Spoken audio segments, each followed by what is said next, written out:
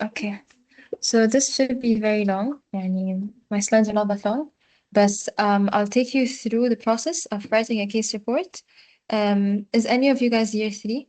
You're all year three. Okay, so no one is year four yet. Okay, so when you get to year four, you'll start having clinical rotations, and then you'll start seeing cases in the hospital. Oh, this one? Uh, how does this work? No? خلاص, okay. I'll try to be a bit louder. Just let me know if you can't hear me. So I was saying, you start year four, you'll go to the hospitals, you'll start seeing clinical cases, and then you'll come across cases that are rare or there was a problem with the diagnosis, it's not that easy to diagnose, or that you find the doctor who is actually willing to give you a case that they've seen before and they want you to write a case report. So I'll go straight into the process, the steps. So the first thing that you need to see how this works. Okay, so first let's understand why are we choosing this as a case for a case report. So we need to have a case that's has an unusual presentation or that it's rare. And then I'll take you guys through the steps, and then I'll compare it to my case. You can, I'll compare it to my case that I just like finished. So my case was pseudomyxoma peritonei. This is a rare disease that happens only 1 to 2 cases per million per year. So when you find a case that's rare or has an unusual presentation, the doctor tells you, oh, this is a good case. If you want to write a case report, then you can choose that. Cases can have a teaching point. So there was a problem in the diagnosis. It's not that easy to diagnose. The way they managed the case was different from like the normal way of managing. And then you need to have enough data on that case and follow up because some patients you see them and then they follow up in other hospitals. You need to have the entire like data of this patient. So our case was PMP. As I mentioned, it's usually rare and often misdiagnosed. And then our patient had vague symptoms like abdominal distension, hernia, and then weight loss. And then so presenting with a hernia is not that common for this type of condition. And then we had access to the rest of the data of the patient's file. That's why we chose that case. Okay, and then the next step is, I don't know if you guys, yeah, you can see. Okay, so the next step is that we start doing literature review. We will go look for cases similar to our case. So for example, in PMP, I went on Google Scholar and PubMed and I looked up PMP case report. If you find a case report that's similar to your case, that would save you a lot of time because then you can use their case as a template and a guideline. You basically just follow that. If not, this step is basically just to find out if there's a knowledge gap or not. Is there enough articles done about it? Is it significant or not?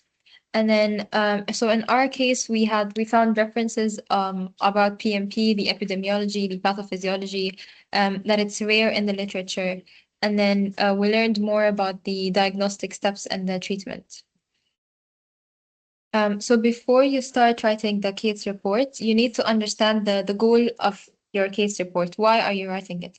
Is it because you want to like mention that, oh, we saw a case of this in the UAE. It's maybe the first case seen in the UAE, maybe the first case seen in the region, or do you want to emphasize the management and the treatment that was done in this specific patient?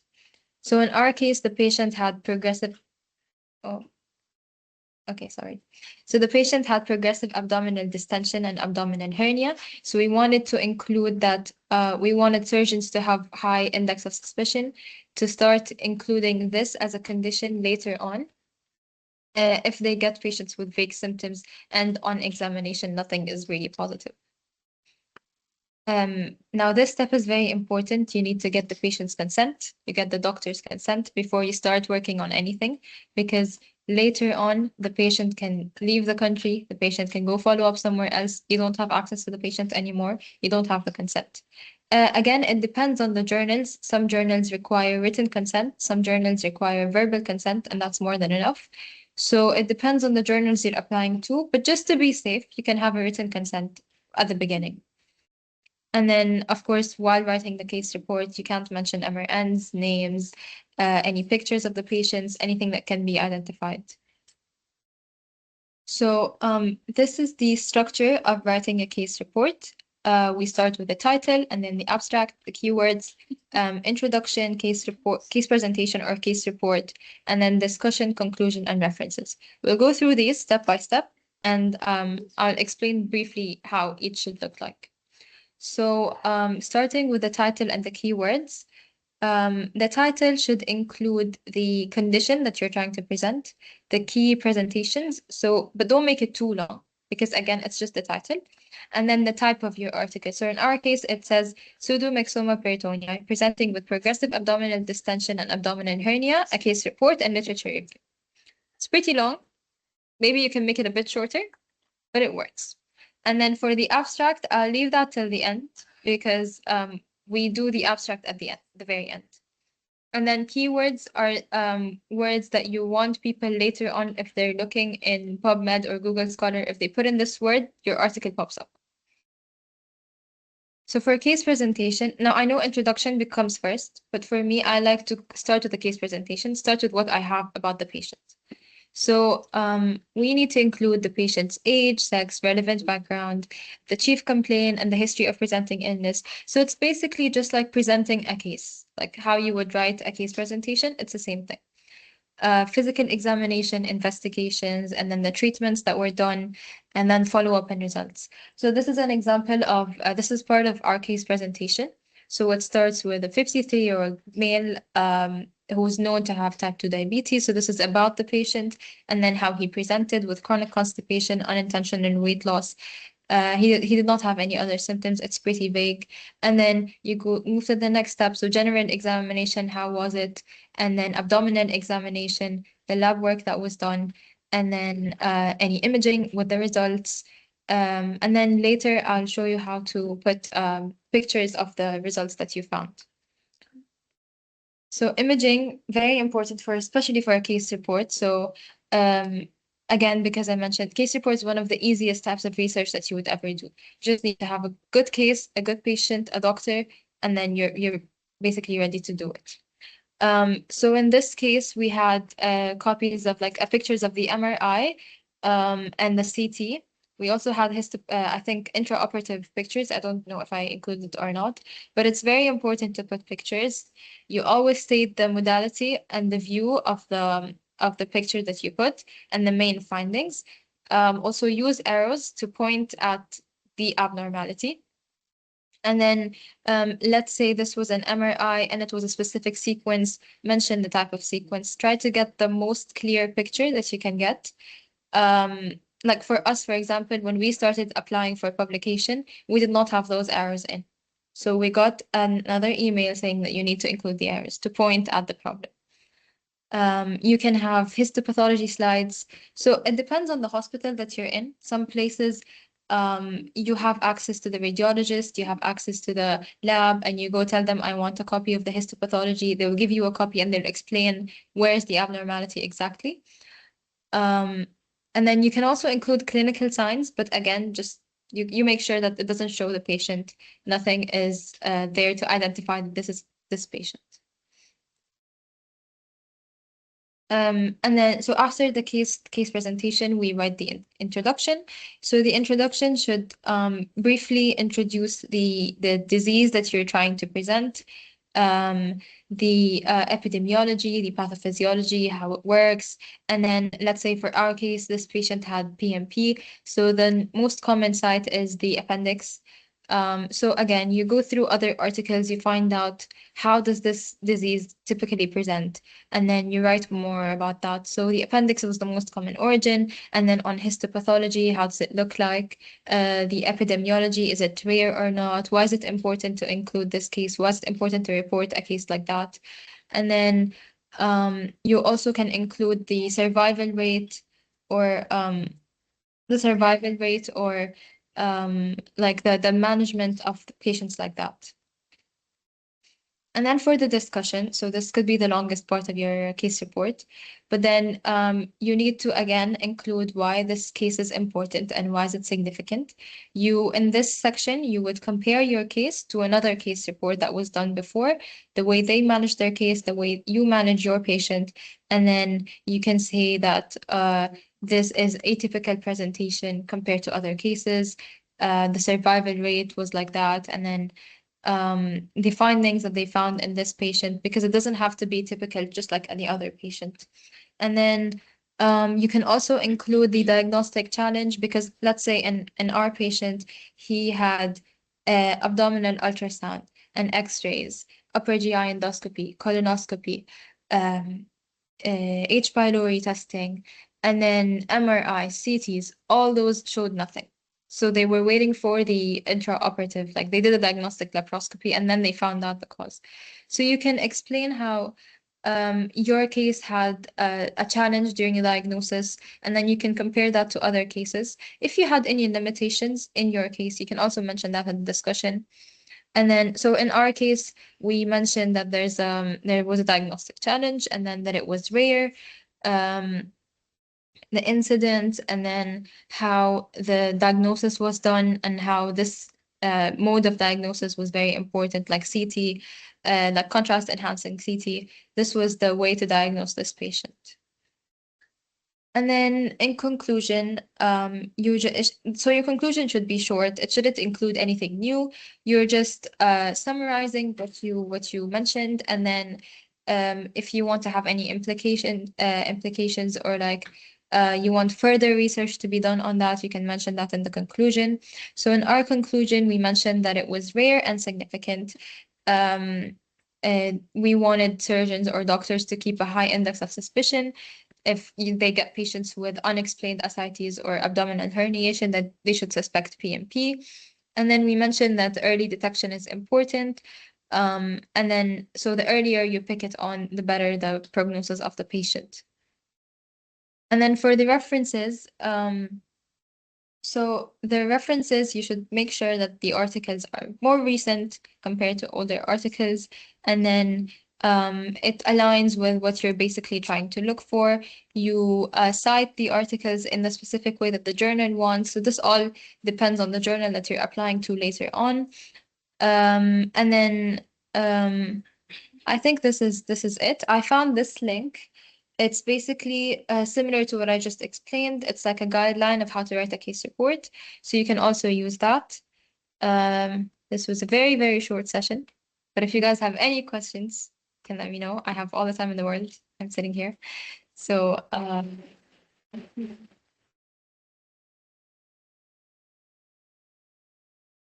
you guys have any questions? Yes, sure.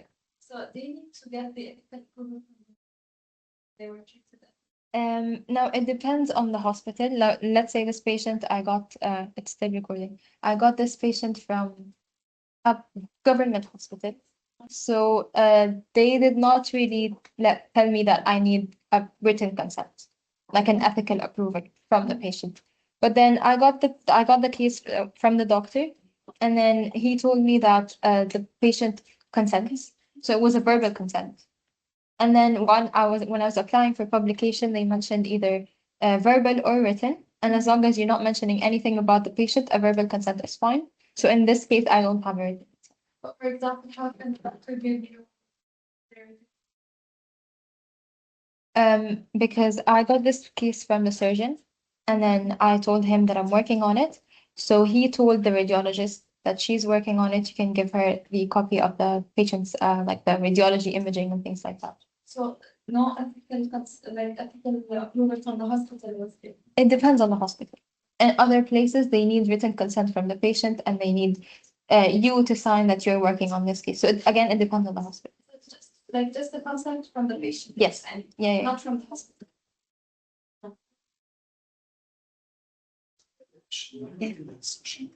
You mentioned that you would compare your case report to other case reports. Yeah.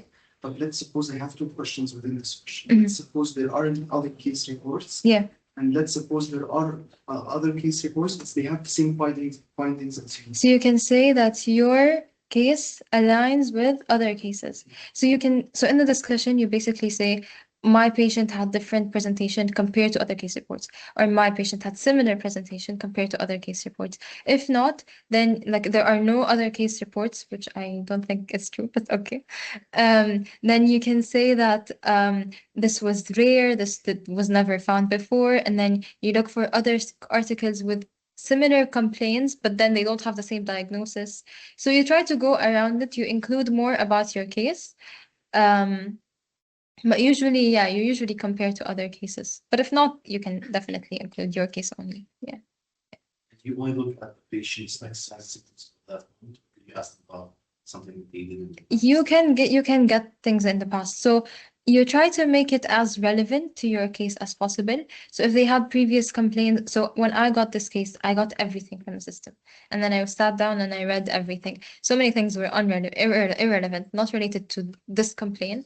But then you include what's more related. So later on, your article is not that long. So if it's long but it's vague, it's not the best option. In year 4, when you start going to hospitals, it's either you see a patient and you see that this case is very rare. Doctors tell you this is not very common, and then you tell them, "Oh, I want to work on it. What do you think? Do you think it's a good case or not?" Or that you find the doctor who you know that they usually have good cases, or that they're willing to help students and give them a case, and then you work on it. So for this patient, I did not get to see. I did not get to see the surgery or get to see the patient, but I got everything from the doctor, and then I started working on it. Yeah. Report a lot, Mhm. but for some, the patient agreed, he consented. Yeah. But there's one single information and his history he doesn't want to include, for example, drinking alcohol or something, and it's directly related to the case. Oh, It good will question. set up like Good question. I think in that case, you can go back to the doctor that you're working with, because he would tell you what he thinks. Is it really, really important to include that in the according to this case or not? Like let's say for this case, it's not that relevant, yani, if he drinks alcohol or not. It's not that important. But then in other cases, it could be very, very important and it could be relevant. So I think it depends. I think you better go back to the doctor that you're working with, and then you go from there. Yeah. One more question. Yeah. Is it better to do it alone, and do you have to include the doctor that you treat? You usually have to include the doctor because they tell you to include them, and because they saw the patient, so it's their patient. You really have to include them. If you want to work on it, yani, you technically are working on it alone, because you get everything from the doctor and from the system. You write the entire case report, the doctor's name is there, and then you publish. I mean, just you and the doctor. Yeah, you can do that. You can do that. This one I was sorry. It can be a group too. You can do, it depends on how you want it. If you saw a patient and you were in the rotation with your partner, you want to work on it together, you can definitely do that. If not, then you can work on it on its own. It depends. But it works. Sports are concerned about like on the bottom list of the researchers would. It's one of the easiest ones you can do. And if you're applying for internship and you want to have a published case, it's one of the easiest things you can do. So you do it more better. It depends on like who are you gonna do it with.